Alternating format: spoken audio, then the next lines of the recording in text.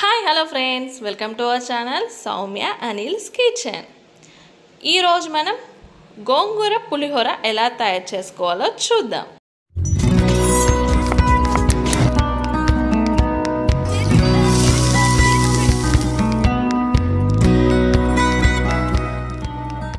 ముందుగా కావాల్సిన ఇంగ్రీడియంట్స్ ఏంటో చూద్దాం. 2 టేబుల్ స్పూన్ ఆయిల్, పల్లీలు, 1 స్పూన్ పసుపు, ఫ్రెష్గా కడుక్కున్న గోంగూర, ఉసిరికాయ సైజ్ అంతా చింతపండును కడుక్కొని నానబెట్టుకోవాలి, 1 స్పూన్ సాల్ట్, పోపు దినుసులు, కరివేపాకు, చిల్లీస్, 1/2 స్పూన్ మెంతులు, ఎండుమిరపకాయలు, ఉడికించి పెట్టుకున్న రైస్. ఇప్పుడు ఎలా తయారు చేసుకోవాలో చూద్దాం. ముందుగా స్టవ్ పై కడాయిని పెట్టుకొని మెంతుల్ని యాడ్ చేసుకుందాం. అలానే ఆవాలను కూడా యాడ్ చేసుకుందాం. వీటిని దోరగా ఫ్రై చేసుకోవాలి. ఇప్పుడు ఎండుమిరపకాయల్ని కూడా యాడ్ చేసుకుందాం. యాడ్ చేసుకొని మంచిగా ఫ్రై చేసుకోవాలి. ఒక 2 మినిట్స్ పాటు ఫ్రై చేసుకుందాం. ఇవి ఇలా మంచిగా ఫ్రై అయితేనే టేస్ట్ మంచిగా ఉంటుంది. ఇప్పుడు మిక్సీ జార్లో తీసుకొని మిక్సీ చేసుకుందాం. ఇలా పౌడర్ని చేసుకోవాలి. ఇప్పుడు అదే కడాయిలో కొంచెం ఆయిల్ని యాడ్ చేసుకుందాం. ఇప్పుడు ఫ్రెష్గా కడుక్కున్న గోంగూరని యాడ్ చేసుకుందాం.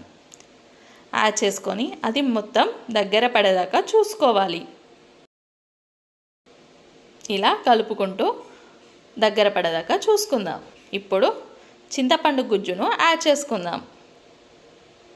అందులోనే పసుపును కూడా యాడ్ చేసుకుందాం.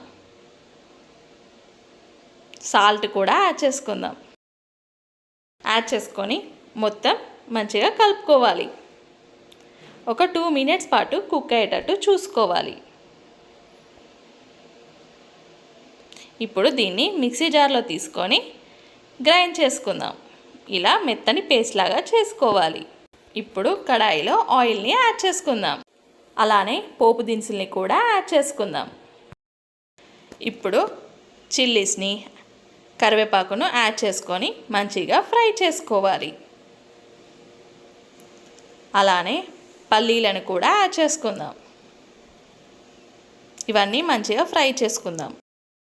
ఇలా గోంగూర పులిహోర ట్రై చేయండి. చింతపండు పులిహోర కన్నా టేస్ట్ చాలా బాగుంటుంది. ఇప్పుడు పసుపుని యాడ్ చేసుకుందాం. యాడ్ చేసుకొని మొత్తం మంచిగా కలుపుకోవాలి.